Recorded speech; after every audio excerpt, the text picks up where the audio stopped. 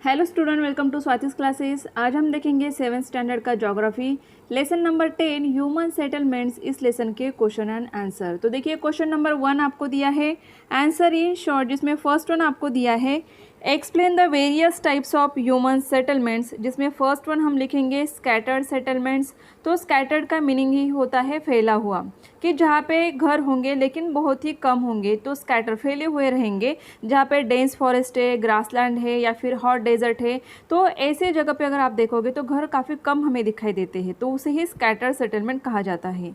Next है nucleated settlement. Nucleated का meaning होगा एक जगह पे अगर जमा हुआ है तो उसे न्यूक्लिएटेड कहा जाता है। तो ऐसे सेटलमेंट्स में हमें क्या दिखेंगे, घर ज़्यादा दिखेंगे, लोग ज़्यादा दिखेंगे। तो ये कहाँ पे दिखेंगे सबसे ज़्यादा, जहाँ पे वाटर सोर्सेस अवेलेबल है, लोगों की जो ज़रूरतें पूरी करने वाले काम होंगे, जहाँ पे माइनिंग सेंटर्स है, कमर्शियल सेंटर्स होते हैं, वहाँ पे लोग काम करने के लिए रहेंगे, ज़्यादा ज़्यादा लोग वहाँ पे आते हैं, घर बनाते हैं, रहते हैं, तो उन्हें न्यूक्लिएटेड सेटलमेंट्स कहा जाता है। लीनियर सेटलमेंट्स, अभी लीनियर का मीनिंग होता है एक लाइन में, अगर रोड्स के अलॉन्ग, रेलवेज जहाँ पे होते हैं, या फिर रिवर सीज कोस्ट जो होते हैं, फुटिल रीजन होते हैं, तो वहाँ पे लीनियर सेटलमेंट्स हमें दिखाई देते हैं। और वो कैसे होते हैं, स्ट्रेट लाइन में। लीनियर का मीनिंग होता है स्ट्रेट लाइन, तो स्ट्रेट लाइन में जो सेटलमेंट्स होते हैं उन्हें लीनियर सेटलमेंट कहा जाता है। नेक्स्ट है difference between nucleated and scatter settlement. अभी पॉइंट्स हमने देखे हैं कि न्यूक्लिएटेड का मीनिंग क्या होगा कि हाउसेस आर क्लोज टुगेदर, आस पास ही कई सारे ऐसे घर होते हैं, तो उन्हें न्यूक्लिएटेड सेटलमेंट्स हम कहते हैं। और स्कैटर का मीनिंग क्या होता है कि दूर दूर घर होंगे, houses are far away from each other. Second point होगा this settlements are close to water sources, they are self dependent due to fertile plains, transport hubs, mining centres, defence, health, education and social factors. Second scattered में आएगा they depend on centrally located villages for their day-to-day requirements, facilities and services in these settlements are not adequate। तो nucleated settlements में कई सारे घर होंगे, कई सारे लोग होते हैं, तो वो अपने आप डिपेंड हो जाते हैं किसमें, कि जो भी उनका ज़रूरत है, हेल्थ है, एजुकेशन है, वो उन्हें वहीं पे मिल जाता है। लेकिन स्कैटर में ऐसे नहीं होता है, जहाँ पे कोई विलेज होगा, कोई सेंटर होगा, वहाँ पे वो डिपेंड होते हैं। People from different caste, religions, races and ideologies live together in this settlement and hence they have a better social life. And scatter में थर्ड पॉइंट लिखेंगे this settlements have limited population so they do not have much social life। ज़्यादा लोग नहीं है, population ही नहीं है, तो social life उनका लोगों में मिलजुल के रहना, एक साथ रहना, ये चीज़ें हमें वहाँ पे कम दिखाई देती हैं। नेक्स्ट है third one explain in natural factors affecting the location of human settlements. तो नेचुरल फैक्टर्स भी अफेक्ट करते हैं लोगों के जो ह्यूमन सेटलमेंट्स होते हैं उनमें। The natural factors like physiography, land, soil, climate, water supply, river banks etcetera affect the location of human settlements. जहाँ पे हमें सही लगेगा, जहाँ पे क्लाइमेट सही होगा, अगर फार्मिंग करना है तो वहाँ पे सॉइल अच्छी होगी, वाटर सप्लाई जो हमारे डे टू डे लाइफ में काफ़ी इंपॉर्टेंट है, वो जहाँ पे रहेगा वहीं पे तो ह्यूमन ज़्यादा रहेंगे, वहीं पे तो ह्यूमन सेटलमेंट्स बनेंगे। तो ये फैक्टर्स ज़रूर अफेक्ट करते हैं। Low population and few houses are found in region of high relief forest, grassland, hot desert, etc. Whereas high population and nucleated settlements are found in region of fertile plains। जहाँ पे fertile plain है, easily लोग farming कर सकते हैं, उनके ऊपर जो डिपेंड बाकी के जो काम होते हैं वो कर पाएंगे, तो वहाँ पे लोग ज़्यादा रहेंगे। Regions having adequate supply of water has high population and nucleated settlements. Water is essential for occupation of agriculture, hence early civilization developed near sources of water like rivers, lakes, reservoirs etcetera. अगर हम पहले की बात करेंगे, जो civilisation develop हुई थी वो कहाँ पे हुई थी, तो नदी के किनारे, जैसे कि हड़प्पा सिविलाइजेशन है, तो वो कहाँ पे दिखाई देती है, तो वो रिवर के साइड में ही हुआ था, क्योंकि लोग डिपेंड होते हैं एक तो वाटर के ऊपर, अगर उन्हें फार्मिंग करनी है तो एग्रीकल्चर के लिए भी क्या लगेगा, पानी लगेगा, तो इसके लिए वहाँ पे पॉपुलेशन जो है हमें ज़्यादा दिखाई देता है। In region of extreme climate scatter settlements are found due to difficult living condition, whereas in region of favorable climate nucleated और linear settlements are found.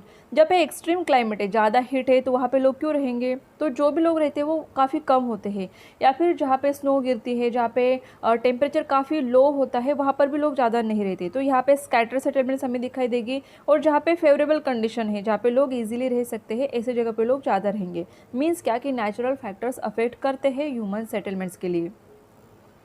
Next है fourth one, explain how human settlements have evolve. Human settlements evolve कैसे हुए, जैसे कि fifth standard से आपने पढ़ा होगा स्टोन एज टूल्स वगैरह, तो उसमें आपने देखा होगा कि किस तरीके से ह्यूमन सेटलमेंट्स इवॉल्व हुए हैं।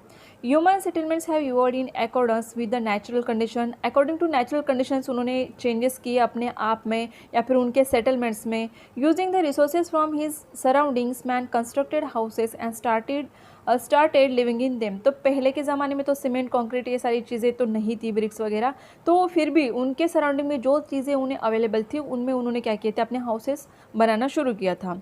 Rural settlements is the first step towards a stable life in human history.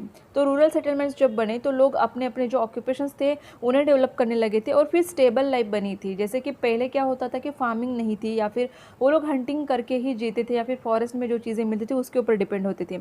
लेकिन जब उन्हें एग्रीकल्चर के बारे में पता चला, उसके ऊपर डिपेंड बाकी के ऑक्यूपेशंस के बारे में पता चला, तो वो एक जगह पे रहने लगे थे और उनकी स्टेबल लाइफ शुरू हुई थी। Urban settlements have evolved through the expansion and growth of rural settlements. There are a large scale correlation between rural and urban settlements. तो पहले गांव बने फिर सिटीज़ बनी, तो इस तरीके से क्या होता गया है, इसमें ह्यूमन सेटलमेंट्स इवॉल्व होते गए हैं। नेक्स्ट है fifth one, difference between Hamlet and villages. तो हैमलेट मीन्स क्या कि size of population is small in Hamlet, काफ़ी कम लोग होते हैं। विलेज में अगर कंपेरेटिवली हैमलेट के देखेंगे तो पॉपुलेशन जो है थोड़ा सा ज़्यादा होता है। हैमलेट में देखेंगे most of people living in hamlet are engage a particular occupation which is depend on locally available natural resources. तो हैमलेट में क्या करते हैं लोग, जैसे कि फॉरेस्ट में रहने वाले लोग हैं तो उनका मेन ऑक्यूपेशन क्या होगा, फॉरेस्ट से मिलने वाली जो चीज़ें हैं उनको जमा करना। उसके बाद अगर विलेजेस की बात करेंगे तो यहाँ पे एग्रीकल्चर ऑक्यूपेशन आएगा और भी बाकी के जो डिपेंडेंट होते हैं उसके ऊपर वो भी ऑक्यूपेशन लोग करते हैं। और हैमलेट इज़ स्कैटर सेटलमेंट, तो ये डेंस फॉरेस्ट हॉट डेजर्ट वगैरह यहाँ पे मिलेगा। और विलेजेस जो होते हैं वो मेजरली न्यूक्लिएटेड सेटलमेंट्स होते हैं, लोग ज़्यादा रहते तभी तो बड़ा विलेज बन जाता है। तो ये डिफरेंसेस 3 पॉइंट्स आप लिख सकते हो। नेक्स्ट है question number 2, identify the types of human settlements from the following statements. First है there money and time is save by living on the farm. तो इसका आंसर क्या आएगा, scatter settlement. There is a lot of social life is this settlement, तो यहाँ पे social life में क्या आएगा, nucleated settlement. Shops are located on both the sides of the road, तो ये आएगा linear settlement. This settlement is found at the foot hills of mountains are और अलॉन्ग द कोस्ट, तो लीनियर सेटलमेंट आएगा। Each house is located away from the other, तो कौन सा आएगा, स्कैटर्ड सेटलमेंट। नेक्स्ट है 6 one, this settlement is good from security point of view, तो nucleated settlement होती है। 7th है having houses away from each other is good for health, तो स्कैटर्ड सेटलमेंट्स होते हैं। The houses are too close to each other, तो कहाँ पे होते हैं, न्यूक्लिएटेड सेटलमेंट्स में। तो जो भी स्टेटमेंट रहेगा उसमें से आप पता कर सकते हो कि कौन सा सेटलमेंट होगा। नेक्स्ट है क्वेश्चन नंबर 3, तो ये डायग्राम आपके बुक में भी दिया है, तो इसके ऊपर आपको क्या लिखना है, identify the types of settlement. तो वो जो ABC दिया है तो वहाँ पे कौन से सेटलमेंट्स होंगे वो आपको देखना है। तो आपके बुक में दिया हुआ है डायग्राम, तो उसके ऊपर से आपको पता चल जाएगा। जैसे कि यहाँ पे फर्स्ट दिया है सेटलमेंट, ये has 5-6 houses and the place does not have other facilities, तो कौन से होंगे, स्कैटर सेटलमेंट होगा। B has a high school a big market and a small theatre, तो कहाँ पे होगा, जहाँ पे न्यूक्लिएटेड सेटलमेंट है। C has a houses farmers many shops and small industries, तो लीनियर सेटलमेंट, इसके लिए आपको डायग्राम देखना पड़ेगा तो समझ में आएगा। D has a natural harbour many industries have been establish here, तो ये कहाँ पे आएगा, कोस्ट रीजन में, तो लीनियर सेटलमेंट आएगा। C is the settlement that has develop along the road side give to reasons of its location here, तो उसके रीज़न यहाँ पे दिए हुए हैं, आप लिख सकते हो। तो देखिए इस तरीके से आपको ये क्वेश्चन आंसर दिए हैं। आई होप आपको समझ में आए होंगे। अगर आपको वीडियो अच्छा लगा हो तो वीडियो को लाइक कीजिए, शेयर कीजिए, चैनल को सब्सक्राइब कीजिए और जो एक्सप्लेनेशन वाला वीडियो है उसे नहीं देखा होगा तो उसे भी ज़रूर देखिए।